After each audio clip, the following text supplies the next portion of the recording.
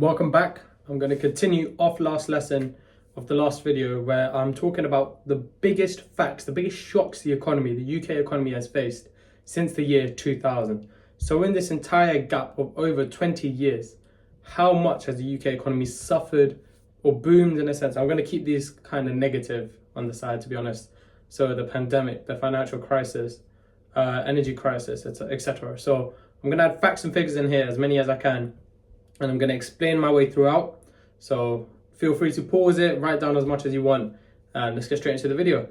Let's get straight into it. First things first, the global financial crisis. This happened in between 2008 and 2007. So the global financial crisis began in the US housing market, where banks were issuing very risky loans, known as subprime mortgages. I would highly recommend you guys watch the Big Short film, where they fully go into detail about how the financial crisis happened and its significance, why it's so substantial. So mortgages were basically bundled into a mortgage-backed security, sold to investors worldwide, and it just incredibly increased risk. So when the house prices started falling in 2007, people defaulting, so not paying back their mortgages, this rose incredibly, okay? So as a result, banks, they suffered huge losses, confidence fell, and the entirety of the financial system collapsed, and it affected the entirety of the world. It got to a point where in September 2008, the Lehman Brothers, which was a bank, it failed, and it failed with over 600 billion in assets. This is dollars. So the Lehman Brothers failed with over $600 billion in assets. So obviously the consequences were insane. You have the UK GDP contracted by around 6%, which is one of the biggest contractions ever across the UK's entirety of its history. Governments were forced to rescue major banks, so they had to heavily intervene, and the Bank of England cut interest rates from 5% to 0.5%, a 4.5% reduction to encourage spending and boost demand. So this crisis marked the end of an era of very, very low interest rates and quantitative easing that would shape the economy for more than a decade.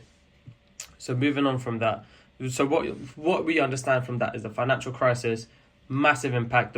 The main thing that I want you guys to take away from here is the UK GDP has reduced by 6%, one of the most substantial contractions across its history. And building from that is the 4.5% reduction in its interest rate. Okay, next, the Brexit. On 23rd of June 2016, the UK voted to leave the EU, the European Union, which was 52% people voting to leave and 48% remaining. So it's a very, very tight, very, very close match, let's say. The result surprised financial markets and caused the pound to fall by 10% against the US dollar. And this, guys, is overnight. Okay, that was a huge reduction in the value of the pound and its interest rate, its exchange rate, essentially, 10% against the US dollar. And we always compare currencies across with the dollar, because the dollar is seen to be the most stable, most consistent currency there is, mainly because beforehand it was always, so once before, not that this is necessary for you guys to know, but just so you get a base understanding, currencies were backed by gold before, and then from gold it backed to the dollar, and dollar became very stable. Every country has heavy loads of dollars to be consistent. But what happened over the long run is why they stopped using the dollar to back every single currency, is because the demand for dollars got way too much and they couldn't print that much. Anyway, moving on. So the economic significance of Brexit was less about an immediate recession and more about uncertainty as a whole. You have to consider the trade issues and everything as a whole. So businesses delayed investment decisions. The UK negotiated its future trading relationship with the EU. So businesses, obviously, they import raw materials and they want to, that's how they get stuff for cheaper that way. They get cheaper stuff, for example, China. And with us being out of the EU, the tariffs and all the additional costs that come through that now is just been substantially increased. So as a result, Brexit became one of the most important structural changes to the UK in modern history. It affected trade, migration, investment, and main thing being migration. If you think about it, although trade is incredibly important when it comes to overall supply, right? Migration also had a heavy impact because you have to consider the labor impacts. Labor is a derived demand. It's a heavy impact in the production process, and by migration, we've kind of reduced the amount of people coming into our country, and as a result, the production, the cheap labor, it's all gone down. So there's a heavy impact on uncertainty, and as a result, recession. Moving on to not my favorite, but one of the biggest impacts, the one with the most facts and figures, is the COVID-19 pandemic, which happened in 2020. So the COVID-19 pandemic caused one of the largest peacetime disruptions to economic activity ever recorded. Okay, so the lockdown forced businesses to close and significantly reduce consumer spending and production. The UK GDP fell by 9.9% in 2020. Write that down. UK GDP fell by 9.9% in 2020. This is the largest annual contraction in over 300 years. That is key. The largest annual contraction in over 300 years. To prevent mass unemployment, the government obviously introduced furlough schemes, which you may have seen in my other video that I posted before this, supporting up to 8.9 million jobs. While the Bank of Interest Rates, they slashed interest rates down to a record low of 0.1%, the lowest it's ever been in history, if I'm not wrong. And that is over 325 years. So, the pandemic also accelerated long-term trends such as online retail, remote working, and increased government intervention to its peak in the economy. Okay? So, although it did push forward, what I'm trying to say there is, although it increased the ability to work online and flexible working schemes, working from home, it led to one of the biggest interventions across in terms of government intervention in history. And on top of that, a lot of people, they lost their jobs. Unemployment reached around 6%, 5.6% or so around this time period. And this is better than expected, to be honest. They did have a prediction that unemployment is definitely going to reach double digits, but regardless, this was definitely a very, very substantial thing to keep in mind. Next, the inflation and cost of living crisis, which was between 2021 and 2023, which was as a result of COVID. So, as economies reopened after COVID, demand recovered faster than supply. So, global supply chain disruptions, labor shortages, and rising energy pushed inflation higher across the world. At this point in time, there was a Russia-Ukraine war. We heavily import energy and gas, essentially, from Russia. I think we get some stuff from Ukraine as well. I'm not too sure. I need to check. But because of their war, our import prices went significantly higher. So just demand recovered fast. There was already some demand push inflation. On top, demand pull inflation. And then that increased inflation even further by adding cost push inflation.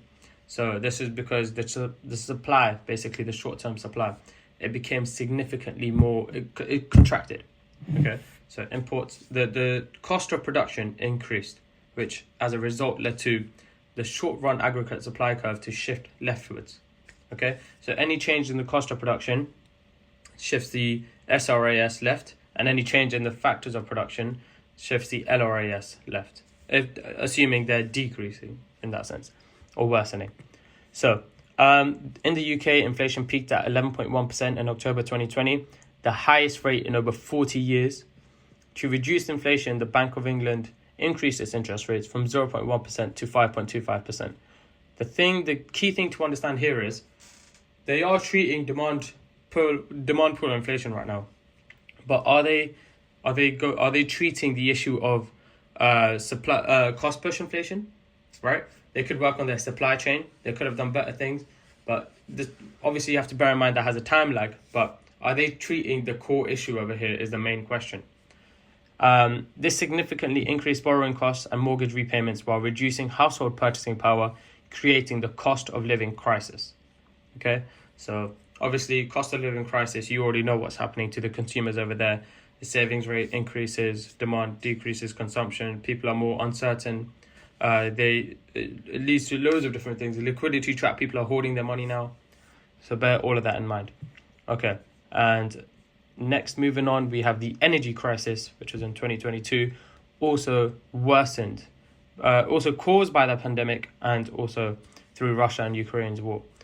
So the energy crisis was driven by rising global demand after the pandemic and worsening supply constraints following Russia's invasion of the Ukraine.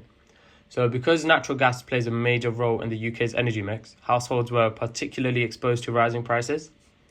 So typical household energy bills roughly doubled compared to pre-pandemic levels, just under doubled basically.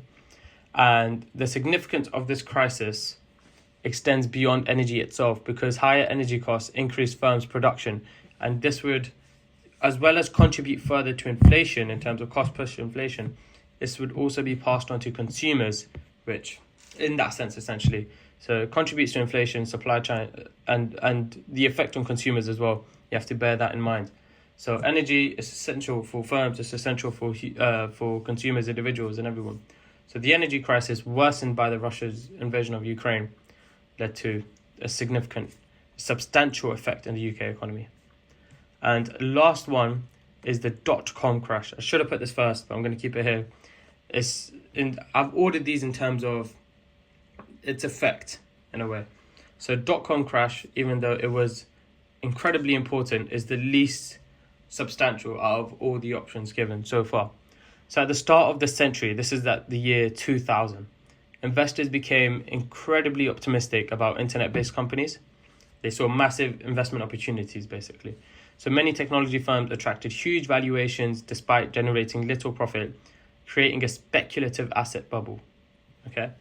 So when expectations failed to match reality, the bubble burst, similarly to the global financial crisis. The Nasdaq index fell by almost 78% from its peak, wiping trillions from financial markets and causing hundreds of companies to fail. Although the crash exposed the risks of speculation, surviving firms like Amazon would later become some of the most valuable businesses in the world. So bear that in mind. I'm not going to say that's too relevant to what you guys are doing. It's not going to... You can always work on this. You can do a little bit more information on this. I don't have too many facts and figures on here. It's not too relevant, but the first 5 points, definitely get them down on your paper. Significant things over there. So, since 2000, the global economy has experienced financial crisis, political shocks, a pandemic, an energy crisis, and the highest inflation in decades. So together, these events have fundamentally shaped the economic environment in which we live today. So that last sentence is basically just a summary of what we've gone through today. And if you do have any questions for today, slap them in the comments. I'll get back to them as soon as